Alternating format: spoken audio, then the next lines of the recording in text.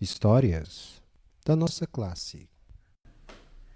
Sou João Batista Lemos, nasci em Jundiaí, depois estive trabalhando em Campinas, na General Electric, final de 77, que fui para São Bernardo, onde entrei na Volkswagen.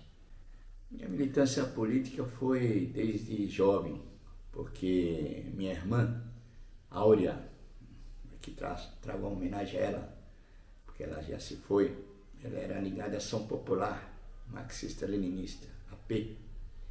Foi a evolução, sim, da ação católica. Então, ela também atuava na JEC, Juventude Estudantil Secundarista. Aí eu comecei a participar da Frente Estudantil Secundarista em Campinas, até que um dia a Áurea me encaminhou para me filiar.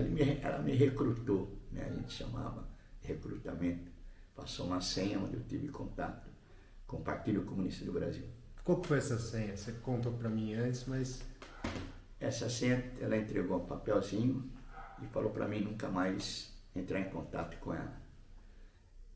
A senha estava escrito assim: você compra uma cartolina, vai com a cartolina embaixo do braço, na Praça Carlos Gomes, lá em Campinas, das 6 horas, 18 horas, 18h15, com a cartolina embaixo do braço, e vão te perguntar, te barrar, aonde você comprou a cartolina. E você vai responder que estava escrito para responder que tinha comprado na farmácia. Aí fui eu lá na Praça Carlos Gomes, com a cartolina embaixo do braço, esperando que eu ia encontrar um revolucionário assim. Para mim, revolucionário é tipo Che Guevara. Mas era um baixinho, um operário que estava lá, me barrou e perguntou onde eu tinha comprado a cartolina. Eu respondi que tinha sido na farmácia. Então ele falou: agora nós somos camaradas. Aí conversamos um pouco, entregou um envelope para mim, com material para me ler e para marcar um outro encontro e debater sobre aquele material. A gente estava conversando antes e você estava falando sobre a organização do PCB, do Partido Comunista Brasileiro, no movimento sindical. Tá. Você pode passar esse relato para a gente? Eu posso, porque eu não tinha muito esse conhecimento. Foi através da Associação dos Vitimados da Volks que eu tive assim mais contato. Mas tive um contato anterior também com a Mauri Vagnoni, que eles me procuraram, companheiros da Volks, aqui no Cetreville. Estou aqui no Cetreville, a área que nós ocupamos, 16 de julho de 1982. Então agora é 16 de julho, vai fazer 40 anos de ocupação. Aí aproveito para convidar vocês para a atividade aqui de comemoração. Eles me procuraram, aí o Mauri Vagnoni contou que tinha uma base do PCB de 250 operários dentro da Volks em 1970. É aí que eu fui ver que o Henri Plage também foi do PCB, o Lúcio Belantani foi do PCB e o Mauri Vagnoni foi do PCB. Nesse depoimento eu filiei o Mauri Vagnoni para o PCdoB, mas ele já estava bem já mais velho, né? E foi reencontrá-lo no Ministério Público, quando a gente abriu o processo contra a Volks. Foi muito importante a participação aí da Associação dos Vitimados, que a gente abriu o processo da Volks. O PCB naquela época era muito forte. Eu participei, por exemplo, primeiro com o CRAT, de 81, como base, de São Bernardo. Era já do PCdoB quando eu entrei na Volkswagen, em 77, eu era do PCdoB. Esse contato que eu fiz foi em final de 73, quando fui recrutado para o PCdoB. Mas tinha 3 forças na Concrate de 81. Tinha lá os Pelegos, Calixto, Joaquinzão, tinha o PCB, com grande força, e tinha os autênticos, que era o Lula, João Paulo Pires de Vasconcelos, de Monlevade, e o Olívio Dutra, bancário do Rio Grande do Sul, que tinham fundado o PT em 80. mas foi chamado de autêntico, sindicalismo autêntico. Se vocês verem que o PCB tinha uma força grande, eu pergunto por que o PCB não avançou. E no meu ponto de vista foi porque perdeu a natureza de classe, a convicção revolucionária, se perdeu ideologicamente, se institucionalizou muito. E também a perseguição anticomunista, que foram presos 3, saíram diretamente da Volks para os porões do DOPS, da Polícia Política da época. É de pensar que o movimento comunista no Brasil começa em 22... 100 anos. 100 anos, é verdade. 100 anos. Desses 100 anos, mais da metade são os comunistas na ilegalidade. Surgiu do movimento anarquista, diferente da Europa, que surgiu da social-democracia. Aqui surgiu do movimento anarquista. Então, há 100 anos atrás foi feito aquele congresso no Rio de Janeiro. Niterói. Em Niterói, Castro Gildo Pereira, era do movimento anarquista. Ali, a maioria eram de operários. Tinha um intelectual que era o Brandão, Otávio Brandão. A maioria era operários. Eram gráficos, vassoureiros, marceneiros. A maioria eram operários. Surgiu do movimento operário anarquista, o Partido Comunista do Brasil, PCB. Era assim chamado. A gente está falando de ditadura militar, de organização sindical e está falando de Volkswagen. A Volkswagen, a gente sabe que tinha um serviço de segurança que colaborava com a ditadura militar. Inclusive, figuras da Volkswagen que eram ligadas antes até ao nazismo, e a Volks trouxe para o Brasil. Isso. O caso do Stangl. Isso. Mas vocês... E do Coronel Rude. Coronel Rude. Mas vocês também, por outro lado, tinham um serviço de contra-espionagem. Isso. Pode contar pra gente aí qual que era a contra-espionagem da peãozada? Eu entrei na Volks em 1977 e eu entrei com o objetivo de organizar o PCdoB dentro da Volks. Tanto que em 78 teve a greve da Scania e parou meu turno à noite e eu corresse de máquina eu poderia parar de dia. Mas eu tinha entrado no final de 77, não tinha construído o partido ainda. Eu fiquei na minha. E aí eu fui vendo quem liderou a greve à noite, do meu turno, até que eu acabei recrutando um companheiro, um operador de máquina, que liderou a greve, e fui construindo. E nesse processo, um primo da minha companheira, ex-companheira, filho do Afonso Galo, que foi um revolucionário, pai do Jurandir Galo, que foi vereador do PT, dirigente do PT aqui em Santo André, chamado Guaraci Galo. E Guaraci Galo entrou, arrumou emprego na Volks de segurança. Então o papel dele dentro da nossa base, que a gente chamava de célula operária, era ir nas assembleias para identificar os P2, os informantes da segurança da Volks, para detectar as lideranças operárias nas assembleias do sindicato da Volks. Eu tratei de construir a célula, claro, depois quando foi fundado o PT, mas quando foi fundado o PT eu já não trabalhava na Volks, que eu fui demitido um dia antes da greve, dos 40 dias, da greve de 41 dias. Mas depois que eu fiquei sabendo, via a Associação dos Vitimados da Volks, Henri Plage, da história do PCB dentro da Volkswagen. João,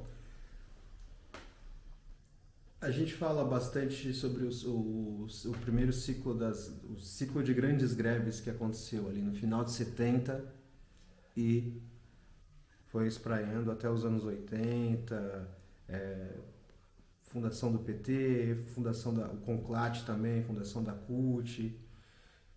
Mas a gente fala muito desse período e esquece de falar o período anterior,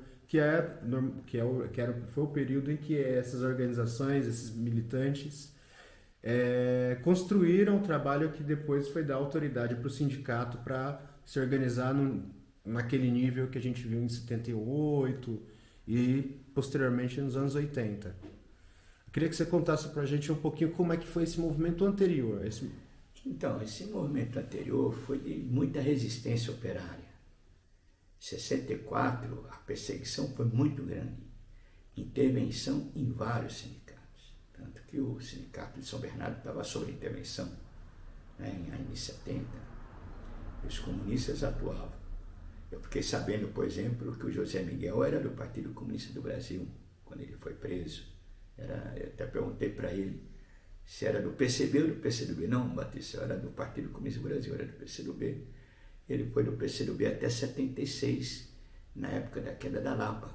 Ele era ligado ao Pedro Pomar. Depois ele saiu, foi para outra organização, como reserva não falar, porque é coisa mais dele, né, que é importante. Mas uma organização também revolucionária. A gente tem um episódio com o José Miguel, Isso. Já foi para o ar no Opera Mundi, está na página da Associação Henri Plage, mas vocês também estão convidados a, depois que assistir a entrevista do Batista, assistir novamente a entrevista. É isso. A gente vai vendo assim. E aí, de muita resistência, de muita luta, de muitas formas de lutas diferentes. Tinha Operação Tartaruga, tinha Operação fazer, como se fala, de perfeição, para fazer todas as coisas certinhas. Tinha várias formas de lutas diferentes. Eu mesmo, em 74, 77, trabalhei na GE, eu fiz um abaixo-assinado redondo, que não tinha encabeçador, para tirar um encarregado, que era meu carrasco nosso lá. E nós enviamos esse abaixo-assinado. Um abaixo-assinado redondo? Como assim? Era, um assinava assim, outro assim, assim. Eu pedi para o traçador fazer uma circunferência, dividir em 27 partes, para cada um assinar, e não tem encabeçador. Batemos a máquina para falar que o encarregador, que chamava Salvador na época, era um carrasco, que ninguém trabalhava direito. Enviamos por correio para o chefe do departamento geral para dizer que esse encarregado, ninguém estava trabalhando direito com ele. E quando chegou essa carta para o chefe do departamento geral, a gente lá embaixo, porque eles ficavam numa gaiolinha, os capa amarela, lá em cima, a maior correria, deve ter chegado a carta lá. Eles vão chamar a gente aí. Ninguém pode entregar. Eles chamaram de 2 em 2. Ninguém entregou. Passou um mês, eles transferiram o encarregado e nós fomos tomar uma cachaça para comemorar a vitória nossa.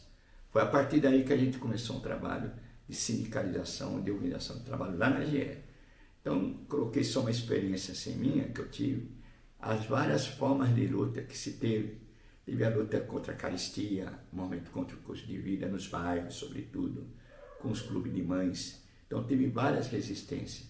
Eu digo que no ABC, além da concentração de grandes empresas, quando há uma concentração de grandes empresas, a Volks, quando eu entrei, tinha 43 mil trabalhadores, é mais fácil de aparecer a contradição capital e trabalho.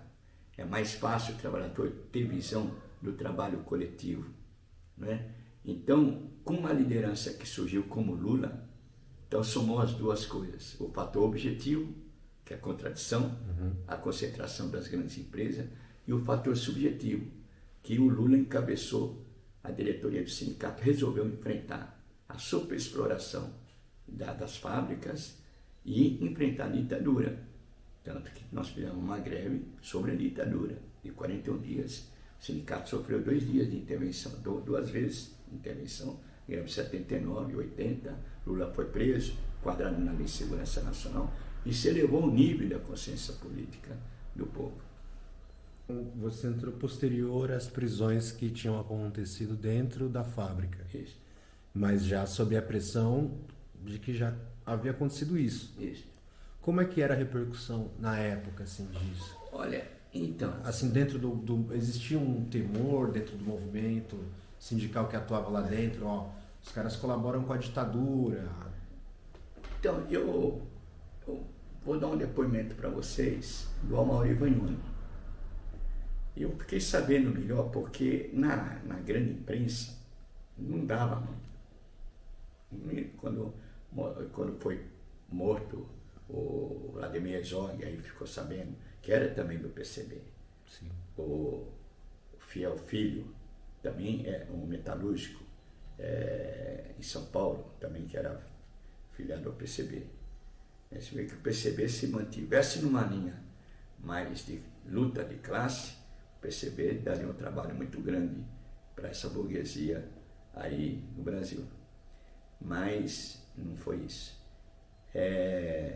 O Amaury Vagnoni colocou para mim, ele trabalhava em São Paulo, foi demitido de uma metalúrgica e foi deslocado em 70 para a Volks, e lá tinha essa base de 250 operários. E quando ele foi preso, porque ele participou da oposição sindical, ele colocou como que ele foi preso. O chefe pediu para ele que o departamento pessoal estaria o chamando.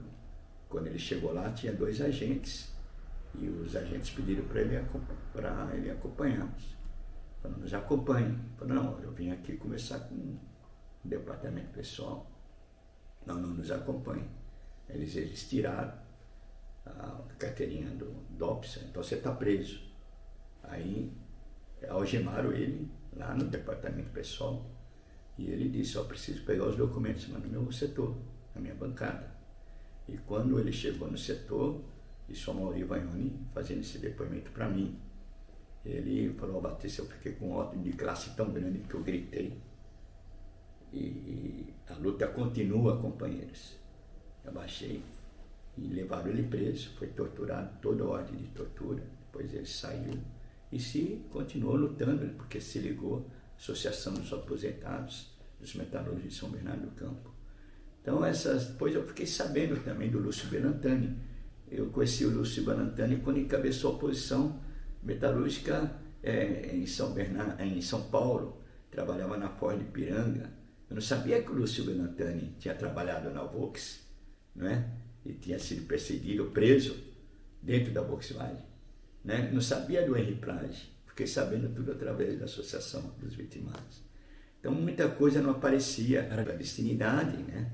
Eu mesmo, o pessoal não sabia que eu era do PCdoB, não é? Era ali um peão de base, e era mesmo. Batista, toda essa experiência sindical, essa experiência do movimento estudantil, né? E aí, em algum momento aqui você falou do Centreville. Então, eu queria que você falasse um pouco mais do Centreville, porque assim, quem não conhece, para quem não conhece Santo André, eu queria até que você situasse o Centreville, assim, como bairro, classe social da galera que mora aqui, o que era para ser o Centreville? Isso. O Centreville, eu fiquei sabendo porque eu tinha afiliado aqui para o PCdoB, 2 lideranças, era Maria da Silva e Joaquim Amorim.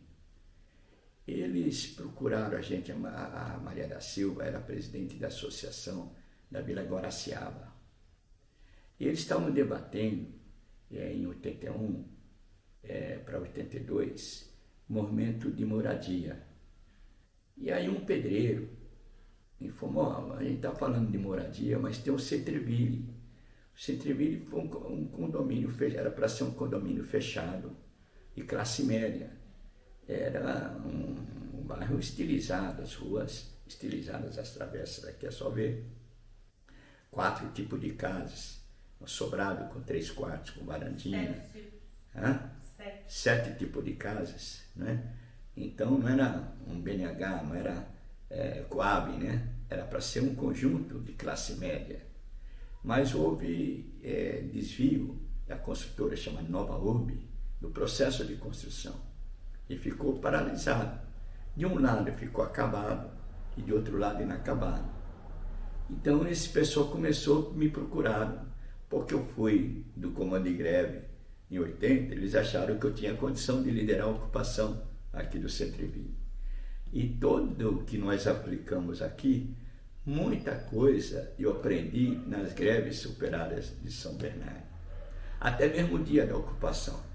Vejam só. Um dia nós estamos reunidos com o pessoal na casa da Maria da Silva, porque a gente sabia que a polícia já estava sabendo que aqui podia ser ocupado. Naquela época a gente falava que ia ser invadido, né? Porque quando eu vim estudar junto com o Calé e o Joaquim aqui o Centreville, nós fomos parados lá na guarita, tinha uma guarita de guarda, falou, vocês não podem passar não, porque tem um boato que isso aqui vai ser invadido. Falaram bem para nós. E nós conversamos com os guardinhas que a gente ia cortar o caminho para ir na Vila São Jorge, na cidade de São Jorge, que é um bairro aqui vizinho. E ele, não pode passar. Mas a gente convenceu, nós entramos. E quando a gente entrou numa dessas casas, falou, não, a gente desempregado, eu estava desempregado, tinha sido demitido da Mercedes-Benz, trabalhando em Mauá, não, vamos entrar. Aí nós começamos a organizar um pouco. Aí nessa reunião, na casa da Maria da Silva, eu deixei 2 jovens na segurança. Se visse algum movimento diferente para nos avisar. Aí quando veio os 2 jovens, parou uma veraneio sem chapa. Falei, é o DOPS. A gente conhecia as veraneio que corria atrás da gente em São Bernardo, atrás dos operários, das lideranças para ser preso. Falei assim, é o DOPS. Vamos mudar todo o tema aqui dessa reunião. Nós estamos lançando a Maria da Silva candidata pelo PMDB. Certo? Aí quando chegou os agentes do DOPS na reunião, ficaram com o braço cruzado em pé. Falei, vocês vieram apoiar a Maria da Silva aqui? Maria da Silva aqui está sendo nossa candidata a vereador. Não, deram informação errada. Aí saíram cantando pneu. Falei, mudamos tudo. Em vez de ocupar de sábado para domingo, vamos ocupar de segunda para terça. Porque isso o Lula falava e lá no comando de greve se falava de segunda para terça tem mais imprensa e na segunda, ainda dentro da fábrica, a gente acaba de fazer agitação para parar de segunda para terça. Então vamos ocupar de segunda para terça. Aí marcamos 16 de julho, marcamos 15 de julho, uma segunda-feira, aí à noite, todo na Associação das Vilas Unidas, que era o Calé, outro camarada nosso, que era afiliado do partido, marcamos lá o ponto de encontro. E ninguém sabia a hora que ia ser ocupado. Ninguém sabia. Como não tinha celular, eles não tinham como avisar. Se tivesse algum infiltrado ali, não tinha como avisar. E eu falo, ninguém pode sair. E nós deixamos uma comissão de apoio, que não ia entrar, uma comissão externa de apoio. E aí falou, o pessoal vai comprar leite, porque chegou mulher com criança, tudo lá na Associação das Vilas Unidas. E a gente tinha arrumado 3 caminhões, perua, para chegar às 5 horas de madrugada, de segunda para terça. Né? Aí chegaram os caminhões e nós falamos, não vai ter liderança, não tem líder, isso aqui é tudo, é o custo de vida que é o líder, é o desemprego, foi uma época de desemprego em massa, em São Bernardo, no ABC. Chegou os caminhões e nós entramos aqui. E quando a gente entrou, tinha já um camburão. O camburão voltou, vai vir o choque. Quem pegou casa pegou, quem não pegou não vai pegar mais. O povo entrou e nós enfrentamos tudo, até reintegração de posse. E o que nós aprendemos? Das organizações de fábrica, passou a ser a organização para o quarteirão. Cada quarteirão, nós tiramos um representante. E a comissão da União dos Moradores era composta por um representante de cada quarteirão. E dali a gente tirava orientação. Então, se viesse o despejo, a gente já sabia o que ia fazer. Nós estávamos preparadinhos. E se viesse despejo, o negócio ia ser feio. Aqui ia ser feio. Tanto que eles suspenderam. Veio, saiu na folha, reintegração de posse, os moradores do Centro-Ville vão reagir. Aí, como era na véspera de eleição, eles resolveram suspender a reintegração de posse. Então, nós combinamos essa luta com amplitude, fizemos contato com Montoro, com Quércia, e com radicalidade e com organização. Estamos até hoje aqui. Na época, nós ocupamos o primeiro lado, foi esse lado aqui. Depois, um ano depois, nós ocupamos outro lado, que estava tudo acabado, tinha 40 moradores lá. Tinha uns 30 que era da polícia, que morava lá, do exército, eram oficiais, moravam do outro lado, advogados, mas nós ocupamos, eles reagiram num primeiro momento, porque estavam morando perto de favelado, tudo isso, mas depois eles entraram no acordo, porque eles pararam de pagar a mensalidade das casas, porque nós entramos, senão não estávamos pagando nada. Só ganhamos as escrituras, foi anos atrás que foi conquistada as escrituras. Hoje moram aqui cerca de 1.600 famílias, porque todos os terrenos foram ocupados. Algumas casas subdivididas, fizeram puxadinho para trazer os familiares para morar junto nessas casas. Então tem cerca de 4.200 pessoas, segundo o Marcelo Buraco, que foi presidente da Associação de Moradores até pouco tempo. E está organizando a festa que vai ser dia 16. Está organizando a festa dia 16 de julho de 40 anos de ocupação. Mas você mesmo falou aqui da Mercedes e de outras montadoras e de outras fábricas que você trabalhou aqui no ABC. Existia a chamada lista negra, né? Que os sindicalistas, os companheiros que eram comunistas, as pessoas mais à esquerda ou mais democráticas que estavam dentro desse movimento acabavam sendo incluídas nessa lista e não conseguindo emprego. Queria que você falasse um pouco disso. Então, eu fui demitido da Volks um dia antes da greve, porque eu fui do comando de greve e fui também do Conselho Fiscal da Associação Beneficente Cultural dos Metalúrgicos, que é o fundo de greve. Porque o que era o fundo de greve? O fundo de greve, porque o Lula preparou a greve para longo prazo. Nós tínhamos feito a greve de 79, foi de cerca de 15 dias. Dessa vez nós vamos ter que preparar para longo prazo. E se tivesse intervenção, teria uma associação que pudesse sustentar a luta também.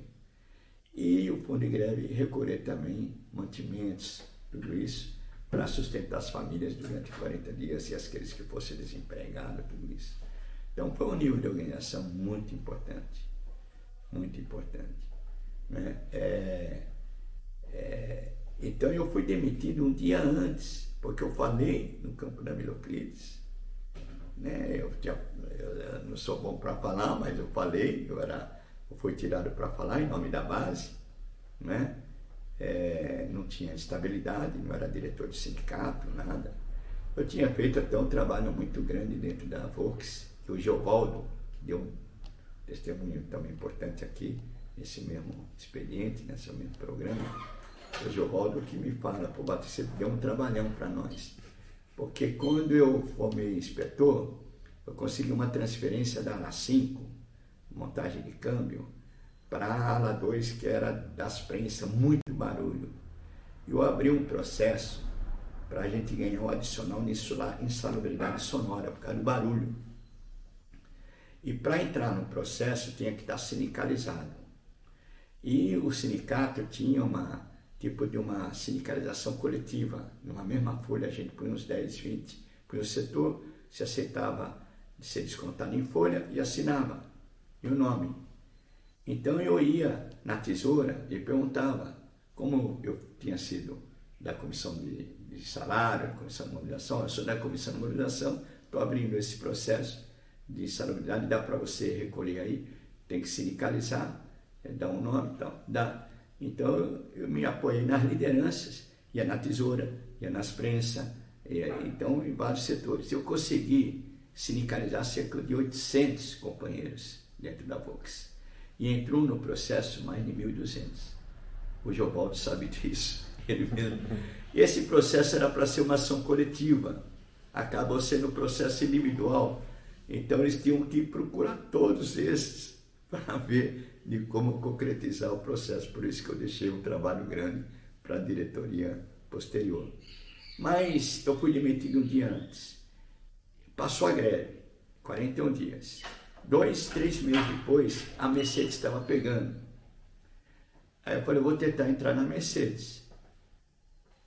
Eu não sabia que eu estava na lista. Eu fui saber quando eu abri o processo da anistia, que a Volks tinha mandado uns 30 nomes para o DOPS, com o endereço da gente, tudo. Né? Tanto que entraram na minha casa, levaram um rádio que eu tinha, Transglobe, que eu pegava a rádio de Pequim, rádio de Moscou, rádio de Tirana, tudo. Ouvia o João Amazonas na rádio da Albânia? Ouvia o João Amazonas, dando orientação para a guerrilha do Araguaia. Transmitido pela Albânia. Transmitido pela Albânia, entendeu? Na época. Né? Então, foi esse foi o caminho. Porque a Albânia era ligada à China, eles tinham rompido com a União Soviética, aqueles problemas todos do movimento comunista mundial. Bom, e aí eu vi que o recrutador lá da Mercedes, esse fez greve. Como eu fui mandado embora um dia antes, eu consegui entrar. Aí eu fiz o exame, leitura e interpretação do desenho, o psicotécnico, passei, entrei na Mercedes. Passou um tempo, eu tinha muita amizade lá no meu setor, já estava construindo uma base do PCdoB dentro da Mercedes e construí uma base do PCdoB dentro da Mercedes. Mas eu cheguei no setor, o meu chefe, que era um operário profissional, tinha muita amizade com ele, falou: você foi transferido lá para a área de recebimento de peça. Falei: por quê? Não, porque eu fico esperto. É porque você foi aí da comissão de salário, da comissão de imunização. Falei: mas como assim? Aí me deslocaram para o recebimento de peça, que era o pátio que chegavam os caminhões com as longarinas. Eu precisava medir as longarinas de acordo com o desenho, uma amostragem para ser descarregado o caminhão. Me isolaram no pátio, à luz do sol, me isolaram. Foi uma espécie assim de uma quarentena. Me isolaram primeiro. Mesmo assim, eu pegava a bicicleta do meu setor, às vezes ia até a área do Vicentinho para conversar com o Vicentinho, que o Vicentinho trabalhava lá, e a gente trocava ideia, né? E às vezes passava na ferramentaria, eu falava com Bolinha também, que foi uma outra liderança operária lá das greves. Ele tinha trabalhado na Resil. Na Mercedes. Isso, na Mercedes. Eu encontrava o Bolinha. O Bolinha tinha trabalhado na Resil e eles tiveram uma greve forte lá com Piquete. Isso que orientou o Piquete de 79, né? Falava com o Bolinha dentro da Mercedes. Mas fui demitido. Primeiro eles me isolaram no pátio, depois me demitiram. Tudo indica que eles se apoiaram na lista negra elaborada ali, no caso, pela Vox. Essa lista, vocês só falam tomar conhecimento? Foi tomar conhecimento quando eu abri um processo da anistia. Aí chegou os agentes do DOPS me perseguiam direto. Toda a ocupação do Cetreville aqui. Lei de acesso à informação também, eu peguei os arquivos da SNI e do DOPS. E tinha tudo que eu tinha falado no campo da Vila Euclides e uma lista de uns 30 nomes que a Vox tinha enviado para o DOPS, com o endereço da gente. A partir dessa lista, eles me monitoraram até cerca de 88. Tipo assim, João Batista pode ser encontrado na Capitão Macedo, onde fica a sede estadual do PCdoB. Está lá, marcado. Em tal dia, tal dia, tal dia. Eles o Batista participou da mobilização dos saques de supermercado da luta contra o desemprego em 83. O Batista, tudo veio a partir da lista que a Vox entregou para o DOPS. Acredito eu. Entendi. Batista, agora aquela parte que eu estou tentando emplacar aí para deixar os haters de direita mais nervosos, porque eles entram para não assistem os vídeos, mas entram para criticar. E normalmente a coisa que eles dizem é que não aconteceu ditadura militar. Queria saber de você, militante do Partido Comunista do Brasil, né, militante sindical e que militou nesse período, um período que aconteceu uma ditadura no Brasil. O que você tem a responder quando alguém nas redes sociais ou na rua tem a coragem de dizer aliás, tem a covardia, né, de dizer uma coisa dessa, que não houve ditadura militar no Brasil? O que você tem a responder? Primeiro, tenho a dizer que os números estão aí de tantos mortos, assassinados, perseguidos, torturados, homens, mulheres, até crianças pela ditadura militar. Há vários depoimentos pela Comissão da Verdade, livros, dados sobre isso. Só que eles têm que saber o seguinte, que ninguém segura a marcha da história. Ninguém segura. A luta de classe é a força motriz do desenvolvimento da sociedade. E a luta de classe é assim que nem o rio que vai sendo embarreirado, mas a água vai escapando, vai formando novos lagos, depois somam até desaguar num movimento bem maior, que vai ser agora em outubro desse ano, de 2022. Vai ser agora. Como que vai ser agora? Mais ou menos. As fábricas hoje não tem mais a concentração grande. Hoje a força muito está sendo nos territórios, nos bairros.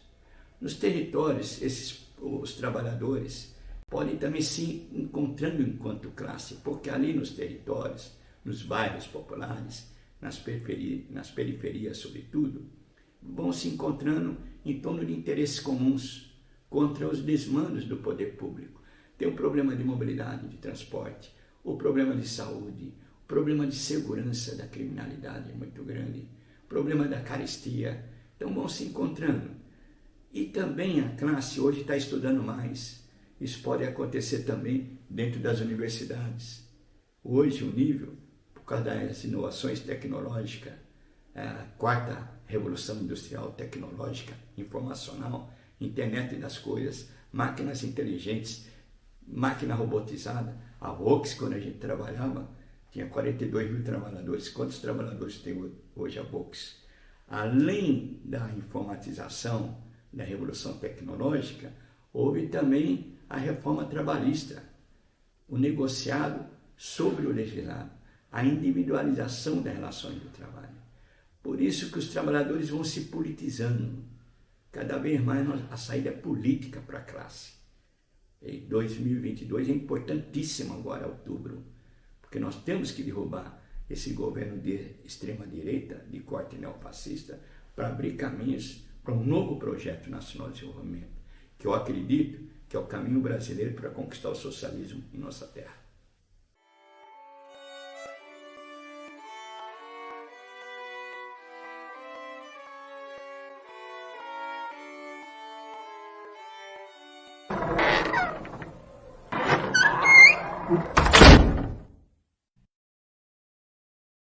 Histórias da nossa classe.